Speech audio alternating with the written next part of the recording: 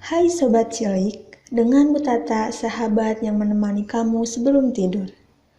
Untuk sahabat cilik, jika ada permintaan mendengar dongeng lainnya, silahkan tulis judul dongeng di kolom komentar ya. Dan jangan lupa klik tombol like, share, dan subscribe ya. Selamat mendengarkan. Pangeran Kodok dan Putri Tiana. Sebagai seorang gadis muda, Tiana tinggal di sebuah rumah kecil yang nyaman di New Orleans. Dia dan ayahnya suka memasak bersama. Mereka membuat gumbo terbaik di kota. Mereka memiliki impian untuk membuka restoran keluarga suatu hari nanti. Jadi suatu malam, Tiana membuat sebuah permintaan kepada bintang malam agar impian mereka dapat terwujud. Seiring Tiana tumbuh dewasa, dia tidak pernah berhenti berharap untuk memiliki restorannya sendiri. Tiana tahu bahwa berharap saja tidak cukup. Dia bekerja keras untuk mewujudkan mimpinya. Namun hal itu membuatnya tidak memiliki waktu untuk bersenang-senang atau untuk cinta. Suatu hari, teman Tiana, Charlotte, meminta Tiana untuk membuat bayonet panggangnya yang terkenal. Charlotte membuat pesta topeng untuk seorang pangeran bernama Navin. Dengan uang yang didapat dari membuat bayonet, Tiana semakin dekat untuk dapat mewujudkan impiannya memiliki restoran sendiri.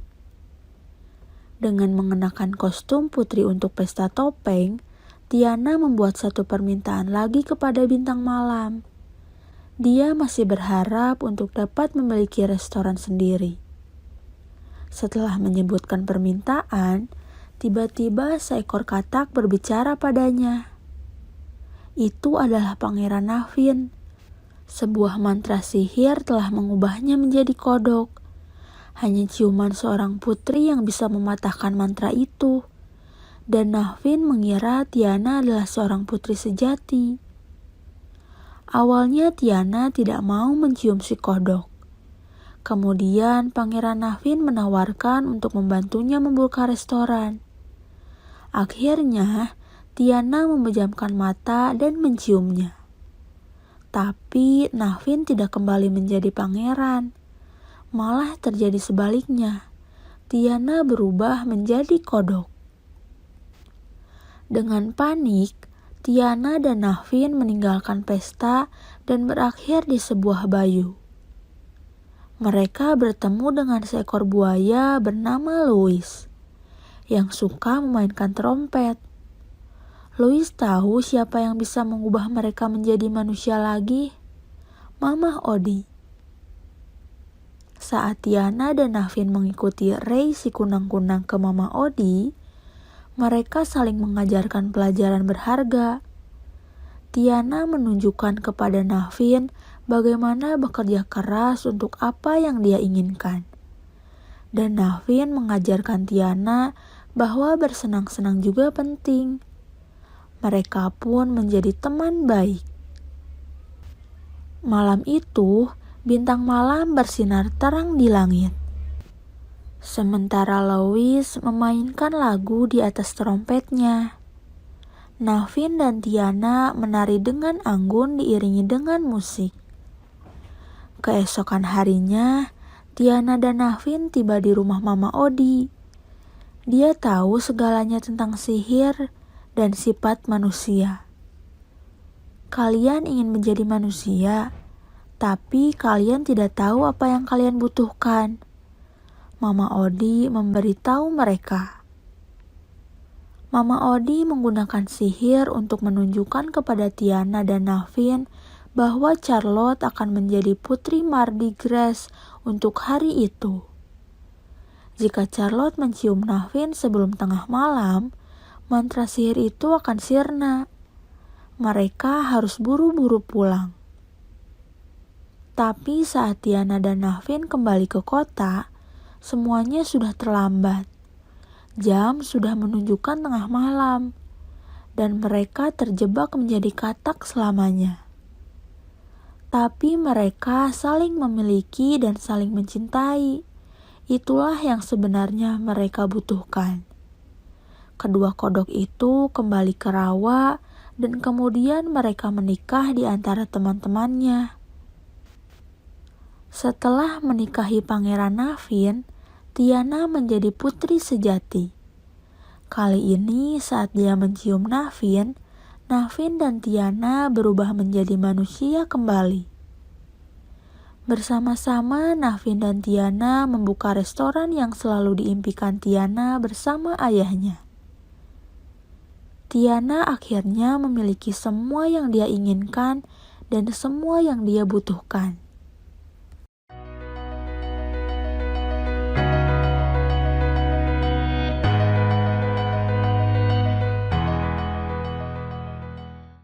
Hai Sobat Cilik, dengan Bu Tata, sahabat yang menemani kamu sebelum tidur. Untuk sahabat cilik, jika ada permintaan mendengar dongeng lainnya, silahkan tulis judul dongeng di kolom komentar ya. Dan jangan lupa klik tombol like, share, dan subscribe ya. Selamat mendengarkan. Burung Raja Udang dengan sifat angkuhnya.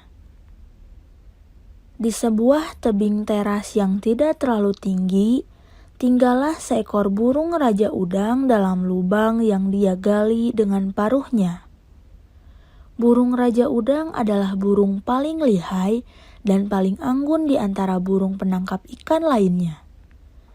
Dia mampu menangkap ikan dengan cepatnya dan jarang sekali meleset. Tubuhnya yang berwarna biru merah membuatnya terlihat sangat indah dan gagah. Suatu pagi, burung Raja Udang keluar dari lubangnya, terbang rendah menyusuri sungai, mencari tempat yang pas untuk menemukan mangsa, yaitu ikan atau udang. Dia menemukan tempat pas untuk berburu, yaitu tempat di hulu sungai yang tersinari oleh matahari, sehingga hulu sungai itu terasa hangat dan banyak ikan yang berenang di sana mencari makanan seperti lumut.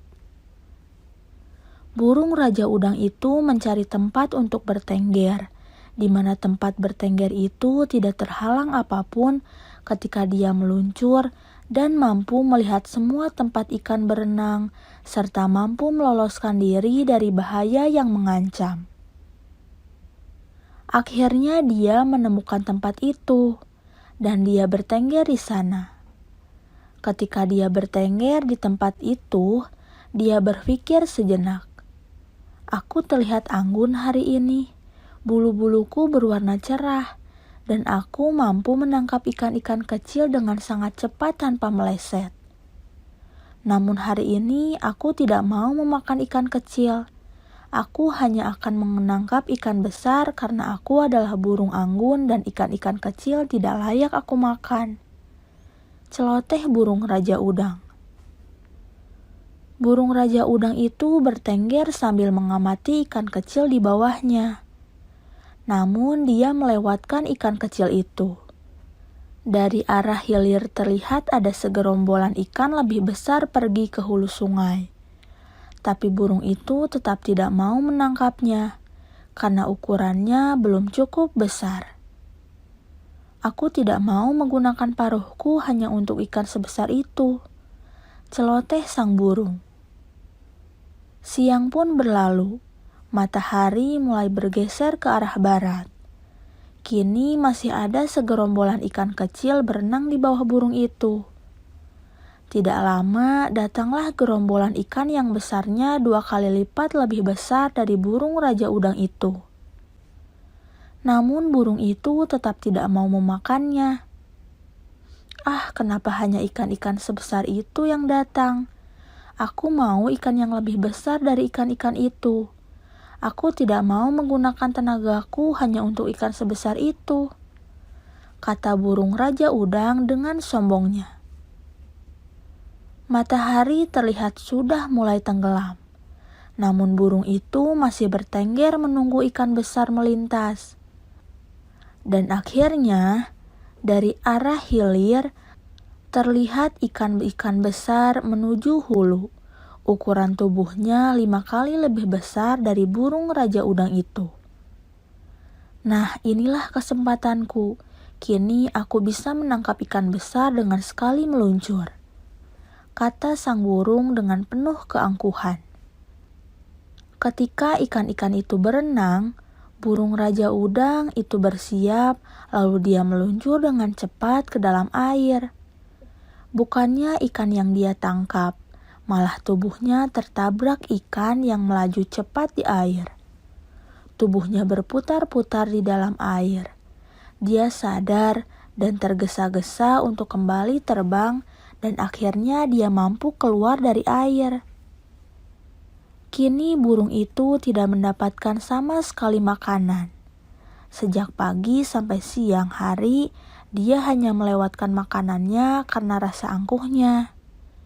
Kini burung itu harus puas dengan perut kosongnya dan kembali ke sarangnya.